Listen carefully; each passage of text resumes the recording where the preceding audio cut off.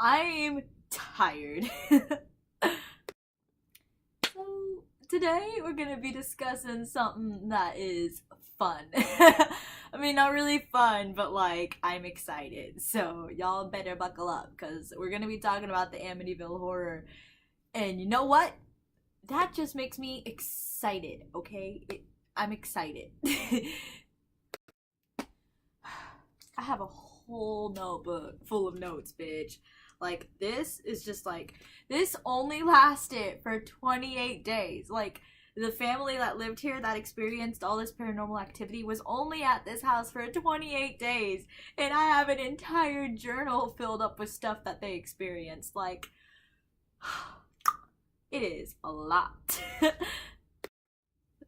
Look at it's such a, oh, side note, I only write on one side of the paper, which I know like it wastes paper, but I refuse to write on the other side. Like this side, I don't know what it is, but I can't do it. So, fun fact about me, I only write on one side of the paper. That's beside the point. So, this story starts out with the DeFeo family that lived in this house that was in Rhode Island on 112 Ocean Avenue. This stuff happened around November of 1974. This is where it all begins. So, whew, take a breath. So the DeFeo family was made up of, a husband and a wife, and they had like a few children, and the oldest was named Ronald, and he was 23 years old, and he was living here with his parents. On November, I don't know a date, of 1974 at 3:15 a.m., the oldest Ronald took a shotgun and killed all the members of his family in their sleep, including his little brothers and little sister. So that's just the perfect way to start out this story, ain't it? Ooh. The thing about this guy is he murders his family, and then directly after leaves, tosses his bloody clothes out, goes to work, and then it's like I think a day later that he then after work goes to like this bar and is all like, hey y'all, what's up, my family just got murdered. No, friendly banter that you have in a fucking Applebee's. You know what? That would happen in an Applebee's. Think about it. Like, if you heard someone just, stand on a fucking, like, bar stool at Applebee's, like, yo, my family just got murdered, you'd be like, I expect nothing less. Like, fucking hell. So, the cops are obviously called, because, that tends to happen when someone is all like, yo, there's been a murder. So the cops are called, and they go to the house, and they're looking, and like, yeah, like, the family's dead, worm.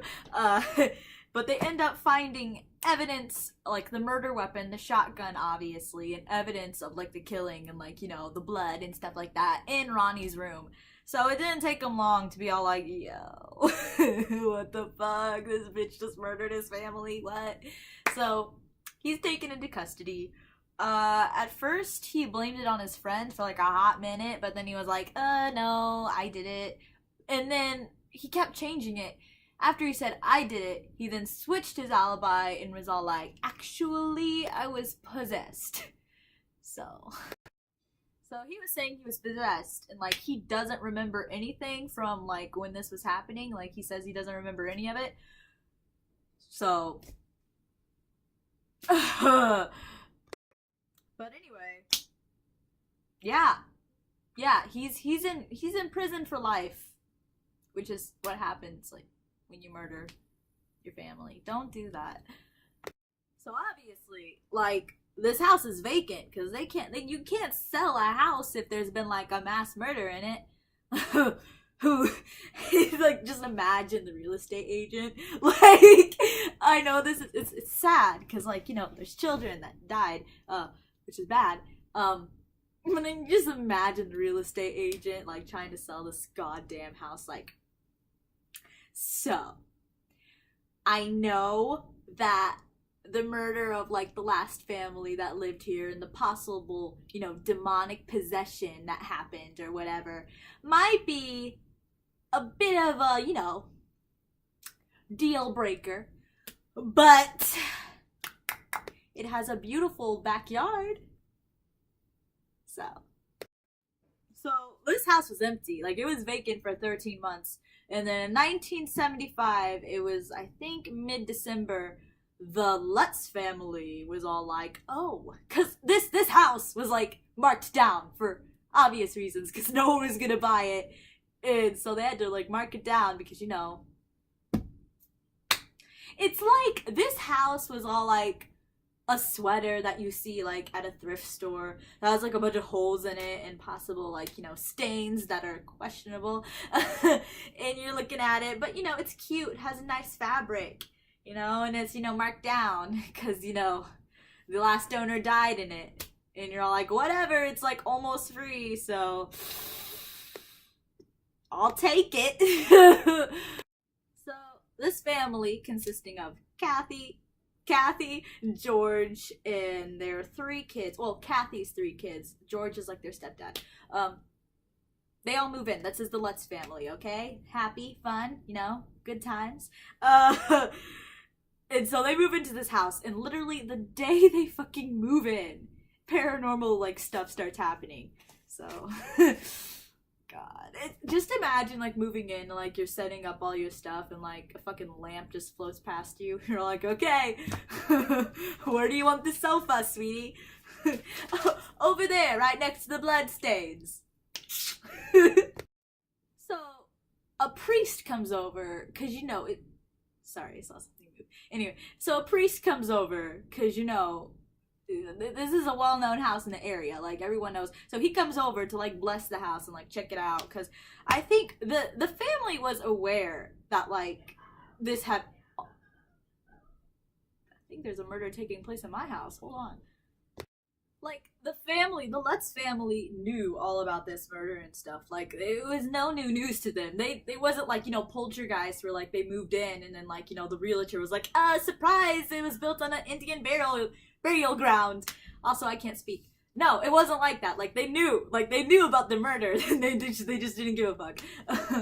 But yeah, so it was common knowledge. So this priest comes over basically, and he's like going around the house blessing it, and he goes up the stairs to this nursery basically that they have. And he goes to that room, opens the door, and just is like, no.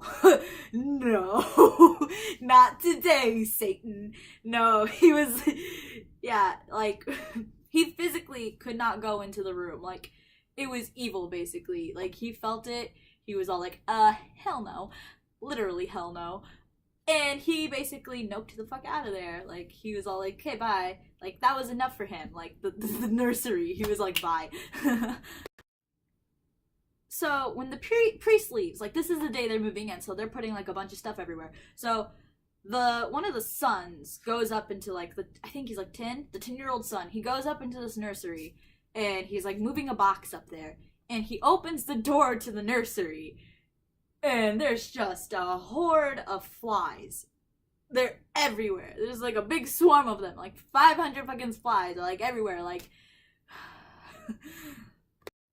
Which this is mid-December in I don't know, it's somewhere up on the eastern part that is snowy. I think it's Long Island or Rhode Island, I don't know. But it's cold. There's no flies, and so it's weird. And he calls his parents up there and is like, yo, there's a bunch of flies up here. And they go back up, the flies are gone. This became a regular occurrence where they would just find flies, like hordes of them all over the house. And they would, go, like, they'd kill them. And if you're like, and then they just disappear. Like, it's just kind of creepy. So, the flies are happening. Another thing is the guys of the house started becoming really aggressive, like angry, like the tensions in the house started to really rise. So between the guys and the girls, for some reason, were like almost like in a trance, like the house was sort of beckoning them. I don't know, but the house was very welcoming to the girls and like just totally messed with the guys, so that sucks. One of the big things was George, the stepdad, couldn't ever get warm in the house. Like, there was a point, I think they had, like, they were turning up that heater as hot as it could go. And George was still, like, shivering, like, wrapped up in a blanket. And there was, like, cold spots everywhere, apparently. Like, just very, like, you'd walk into a room and, like, some spots there just would be a total, like, 20 degrees difference. Which I don't like cold spots. Cold spots make me uncomfortable. Obviously. Oh, ooh. It's like you're just walking and like you walk through a cold spot and you're like, wow, who was that? Another creepy thing is basically as soon as they moved into this house, which again, they only lived here for 28 days, so it's not saying a lot.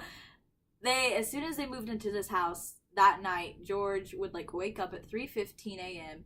and after having dreams of the murders that happened. Like, he'd have dreams every night of, like, these murders. And he would wake up and he'd hear doors slamming, kids, like, things screaming, like, just, he'd hear music. Like, he would hear, basically, the murder happening. Kathy, the wife, would also have weird dreams. Like, sorry, things keep moving. No, it's okay. Anyways, Kathy would also have dreams of, like, the murder, except it was through Ronnie's perspective. He would, she would, like, see this through, like, the kid who, like, killed everyone's, like, eyes. She'd, like, see, like, the kids being killed, and she could tell you, like, exactly how that murder panned out. Like, in ways, like, that the newspaper, like, hadn't even said. Like, she could tell you shit, because she'd seen it happen, like, over and over again. Which... I don't want to know the psychological, like, impact that has. Like, imagine you just every night dreaming about, like, murdering kids. Like, that's gotta take a toll on someone.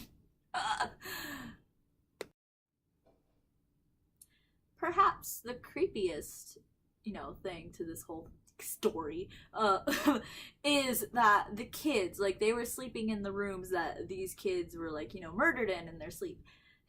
And... happy. So they would basically, when they fell asleep, they'd roll into the positions of the kids that like had died, like how they had died. So they would just, like they'd fall asleep and then wake up and they'd be in those exact same positions, which isn't great. Jody, not Jody, I don't know the name. The little sister, like, the youngest, I think, the little girl, there was only one girl, she was sleeping in the other little girl's bed, so, like, so she was sharing this room, and, like, somewhere along, like, this period, she became, like, she got an imaginary friend, which, first of all, kids and, like, weird imaginary friends are, like, my worst. I hate it. So she was telling her parents the name of this, like, imaginary friend. So, like, she's a little girl, so they didn't really think anything of it until they realized that the name of her imaginary friend was the exact same name as the girl who got murdered in that room. I don't understand why they didn't just, like, yeet the fuck out of there. Like, what's keeping you in that house? Like, what's so it's not worth it, bruh. The tiled floors aren't worth it. The pool isn't worth it. If my child started talking to... Yes? Do you know where my earphones went? What's gay? That's gay. I'm gay? No. Come back. I love you. You broke this? Do you just break everything in your life? I didn't break it! Oh my god. You might show the camera. Broken like all my relationships. Do you just break everything in your life? No. She broke her phone. No. Wait, shut up. They're getting here. We're not supposed to know. Absolutely. Good. What are you doing? You scare me more than the murders I'm reading about, Gabby. Get those off of BuzzFeed Unsolved, Bella. No, I didn't. It's the Amityville Horror. Hoarder! The ghosts. Just... Gabby, I swear to God, what are you doing? You don't have to comment on everything. So, That was my sister. So this kid was like staying in this room, and they'd say like basically when she went into this room, she'd like go into an almost trance. Yeah, like she would sing in the room, leave the room, come back to the room, and pick up exactly where she left off. So, and come to find out, the song that like she only sung one song. The song that she kept singing was one of the only songs that like the little girl who had died knew before she like got killed. So it's nice. Another thing was there was a point where like this imaginary friend like led this little girl up onto the roof, and her mom found her on the roof, and basically when like her mom got up there, she was like, yo, what the fuck, like what are you doing on the roof? Basically the little girl was all like, well, my imaginary friend says that if I jump off the roof then I can like be her friend forever. And the mom's all like eee! So there's that.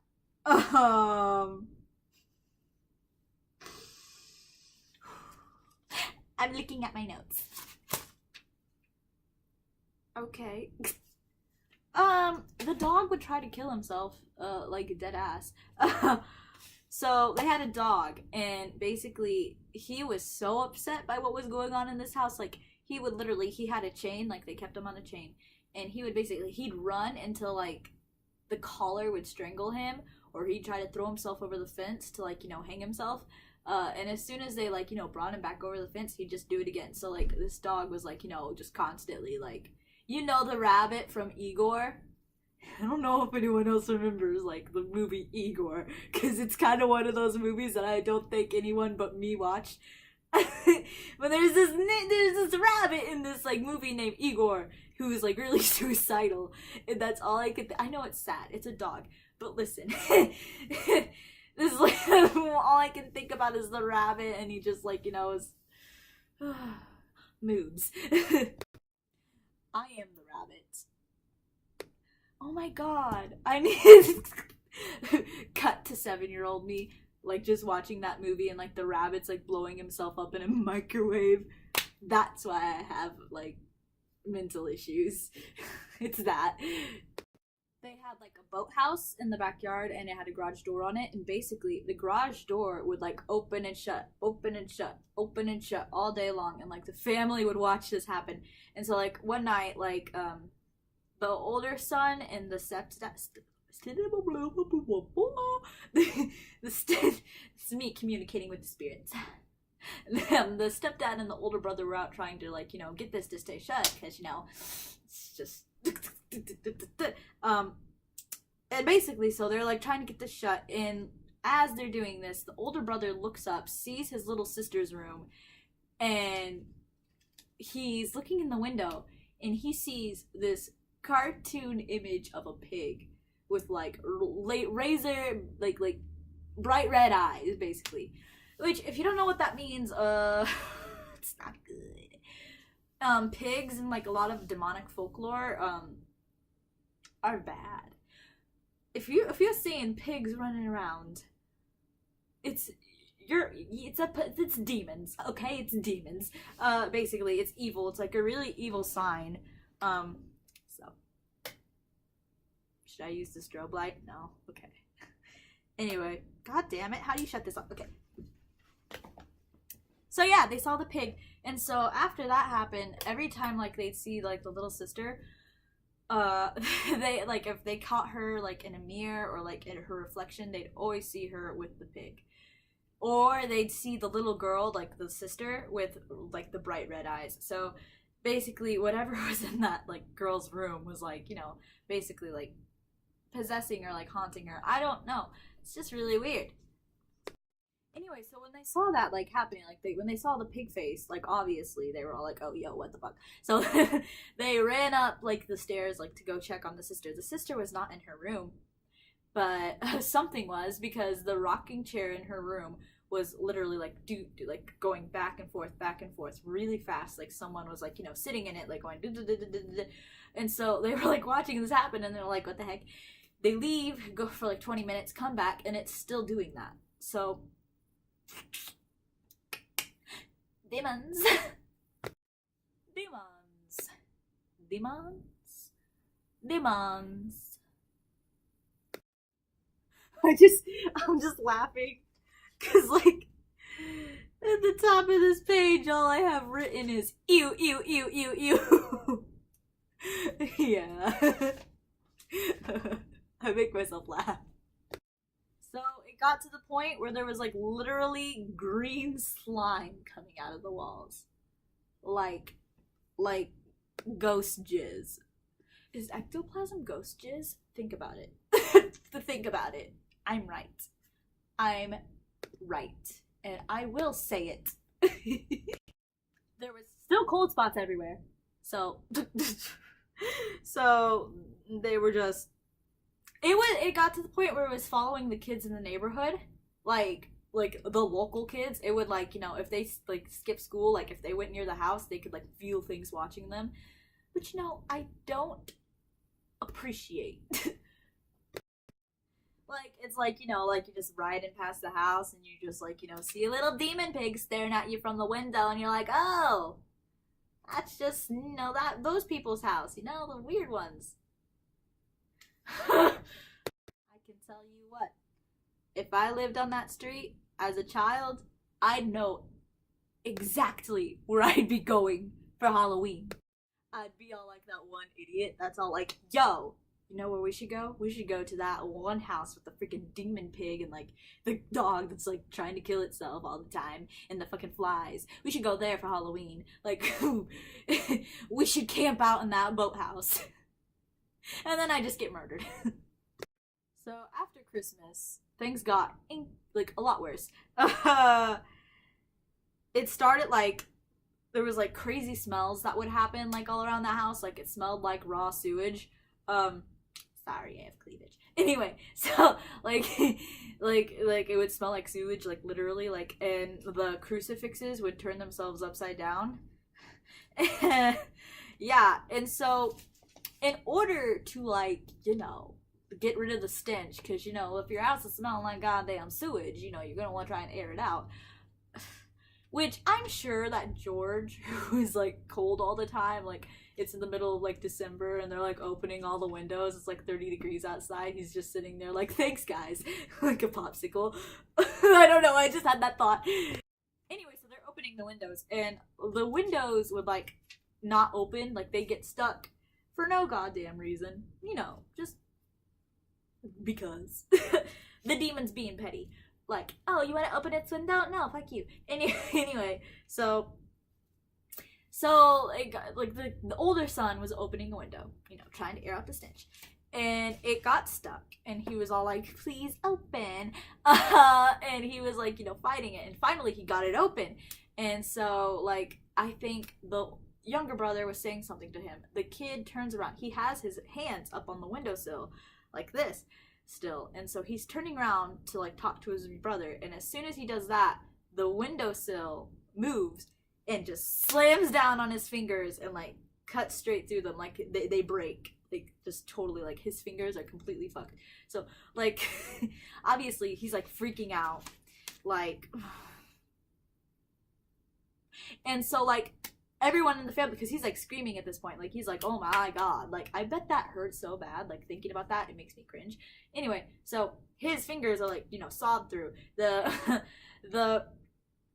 rest of the family is like freaking out, like trying to like get this window up off of them, and it wasn't until they stopped trying to open it that the, like, you know, the window was like, okay, I'll open, and like it finally, like, you know, opened up. And so like they're going downstairs, basically, like, you know, the mom is like trying to, like, you know, like help, like, here, like, I know your like fingers are like, you know, fucking crushed, like, you know, a goddamn bone smoothie, but I'm gonna get you some ice.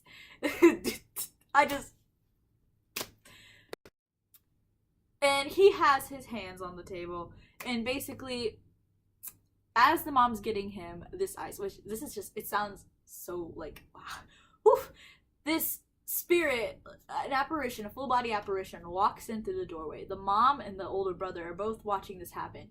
The spirit walks towards the older brother, walks through his hands on the like kitchen table, and takes a seat right next to him. And when the spirit walked through his hands, when he, like, you know, sat back down, his hands were completely healed, like it didn't even hurt at all. And then the spirit disappeared.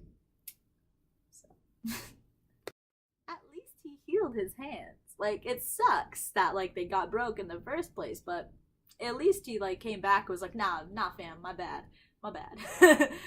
Oh, another thing that happened with the older brother went through a lot of shit.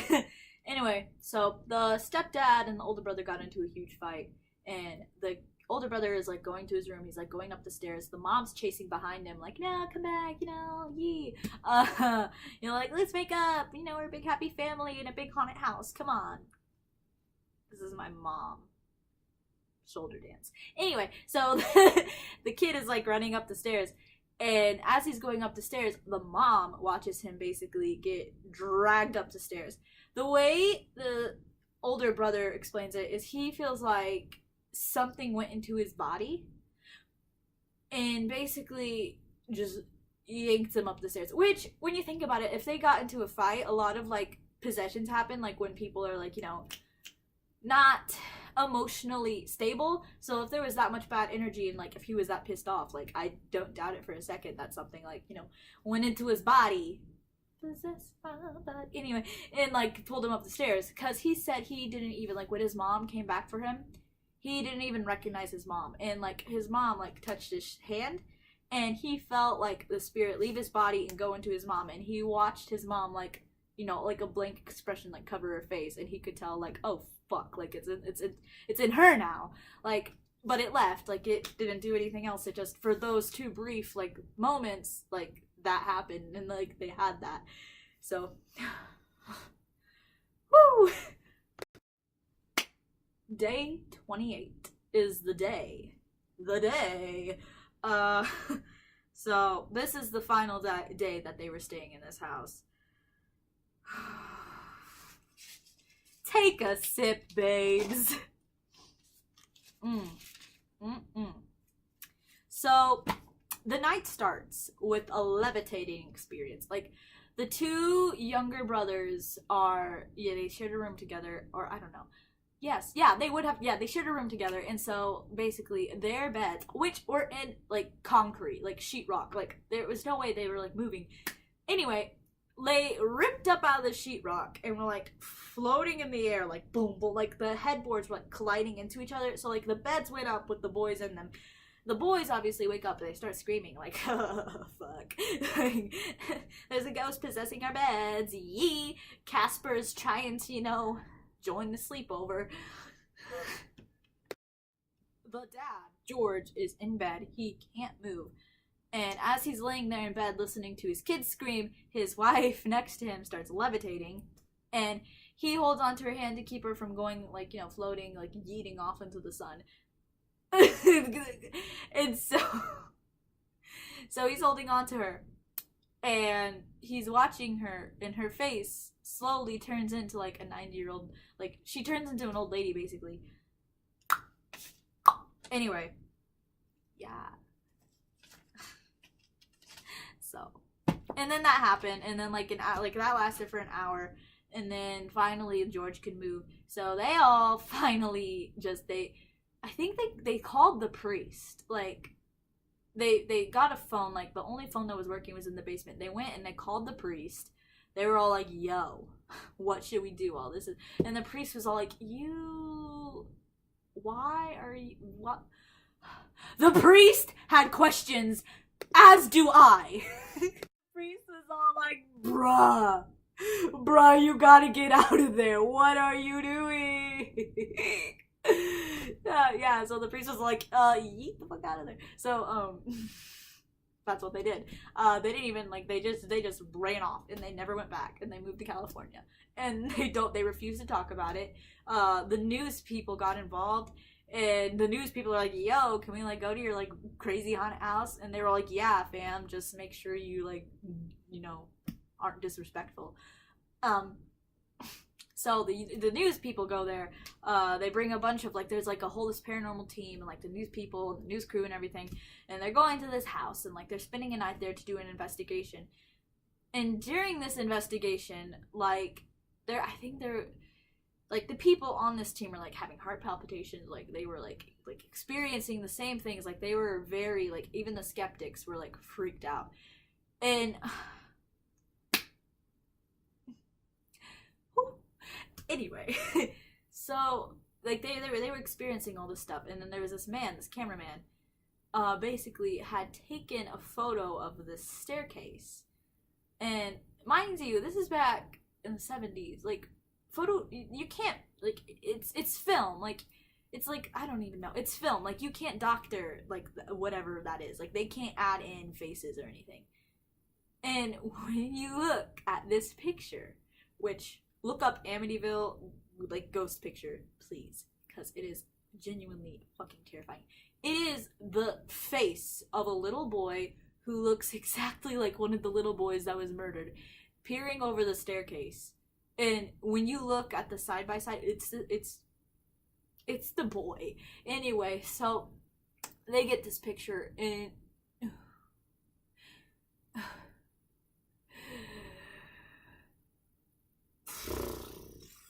I'm sorry, the picture really is what gets to me, because like if you look at that picture, that is the same kid. There is no way, like, looking at that picture, especially since this was back, like, they didn't have Photoshop. They didn't have, like, motherfucker, like, they couldn't doctor this to make it look exactly like how that kid looked. So, when you're looking at it, it's like, it's the same goddamn kid. Somebody better call Ghostbusters, goddamn. Anyway, so yeah, it was the same kid, and if you look up that picture, you'll have nightmares for like forever. Like, I'm not kidding. It's terrifying. So, yeah, that's all I really got. Oh wait, no, there's more. No, that's all I got. Take a breath. Breathe out all the negative energy. This is genuinely one of those stories that, like, yep, like, it's a lot. So, good luck sleeping tonight. I'm not going to. Yeah, that's all I got. That's it. That's all.